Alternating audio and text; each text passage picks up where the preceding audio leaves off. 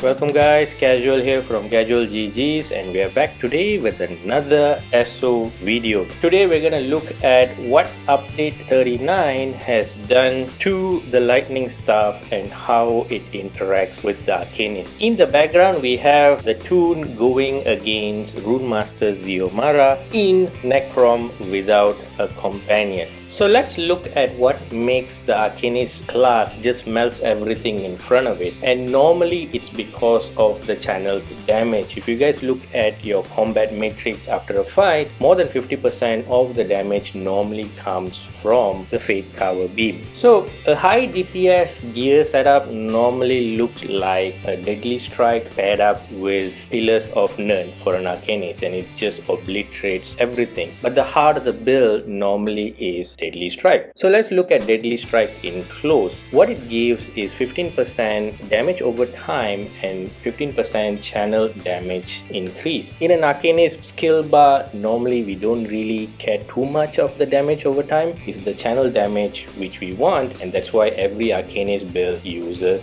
a Deadly Strike. But let's compare Deadly Strike with the latest changes in update 39 for lightning staff. Next to each other, the lightning staff now gives us 12% increase to our channel damage as well. Of course, we can stack this up. That creates a lot of damage for the Arcanist. But what if we start thinking of, do we still need Deadly Strike in this scenario? Because what I can do is that I can just make Pillars of Nirn my main 5-piece set and equip a Pillars of Nirn lightning staff, and now I have a very hard hitting proc set which is gonna increase my damage for sure, and then I still have give and take 12% increase to my Fate Cover Beam, which is not bad, and I have one 5-piece slot free. And that's exactly what I've done for the build today, because what we have is Pillars of Nirn has now become the core of the Arcanist build with a lightning staff to give almost same damage equivalent of having Pillars of Nirn working with Deadly Strike. So what it creates is that we now have an option,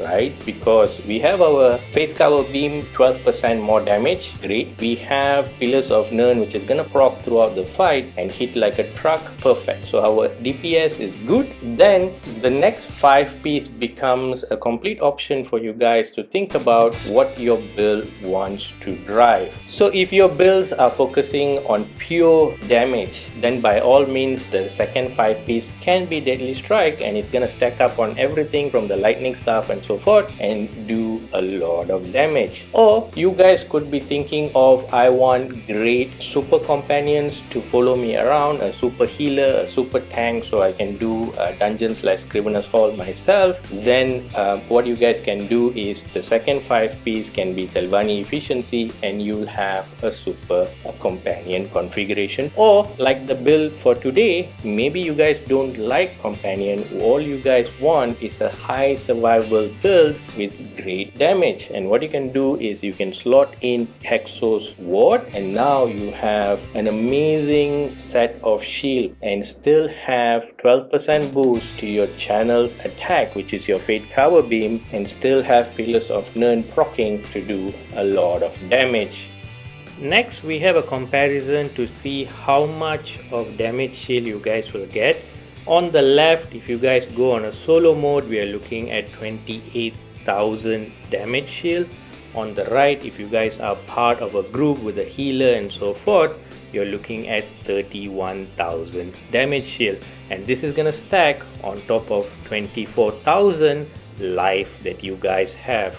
So let's get back to the action. Now after Runemaster Xiomara, what we have is of course our Nightmare World Boss in Necrom, which is a nasty boss. So let's look at our Hexos Ward Arcanist build. In terms of attributes, we are looking at 8 health just to get our health to 24,000, and I just recommend that to good survivability, and then put everything else into stamina, because even with a lightning staff, an Arcanist this seems to shine better with a stamina build since our amazing spammable takes a lot of stamina. In terms of race, a Khajiit does well for this build. High Elf or Dark Elf should be fine as well. In terms of Mundas, go pick the Thief. For the gears, we are using a one-piece Slime Prot. Then we are having Pillars of Nirn, of course, with a Lightning Staff, and then Hexos Ward. So this is the full gear layout, the weight, the traits, the enchantment that you guys need to put in place. I will have a written guide linked in the description for you guys to have a look at it offline. For Mythic, I'm gonna go with good old Oaken Soul. I just like a one bar build. It's simple, allows us to focus on the fight. So let's look at skills. For the Herald of Doom skill line, we need the Languid Eye Ultimate. It hits like a truck. We will use Pragmatic Fate Tower because it has a huge shield. Cephaliax Flail is our stamina spammable. This is amazing. It heals us, it debuffs the target,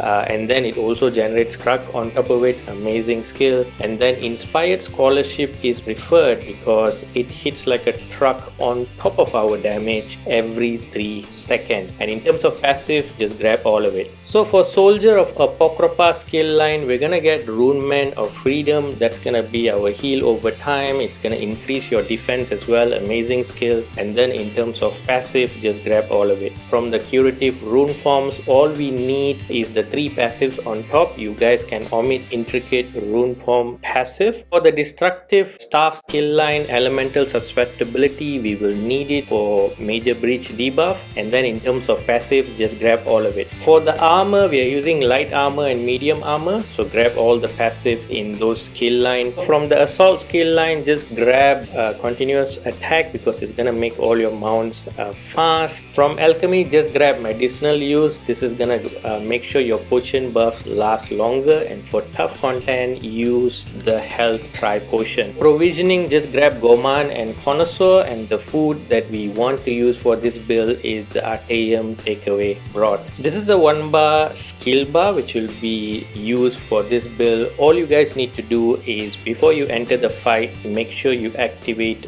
skill number 3, Inspired Scholarship, so it will boost the damage of all the other class skills. Debuff the elite or the boss with skill number 4, Elemental Susceptibility, Major Breach, and then hit the target with skill number 1, Cephaliax Flail 2 times, and by this time you'll have 3 cracks. Use your Pragmatic Faith Cover skill number 2 and beam away, and then continue spamming Cephaliax Flail to get back 3 cracks, and then go and use Pragmatic Faith Tower again. Just reapply skill number 3 and 4 as they fall out. Skill number 5, if you guys notice your life is going down a little bit, just apply it. It's over time, it will make your defenses go up. If your life falls below 50, it will heal you as well. And then that's about it, guys. Simple rotation. Sneak in 1 or 2 light attacks when you're doing Cephaliax Flail so that the poison enchantment will proc poison status effect on your target. That's all you need. Ultimate wise, just drop it as soon as it's ready and you guys will be just burning through all your opponents. These are the active green CPs you guys will need to have in place. In terms of blue CP, these are all the 4 active CPs you need, and these are the blue passives you guys should have, put together. You're looking at a 12% damage reduction, and here we have the red CP. Go grab all of it, but that's about it, guys. That is the high survivable Hexos Ward build. Please subscribe to the channel if you guys haven't subscribed, and like the video as well, guys. I will see you guys on the next video. I'm Casual, and GG's, guys.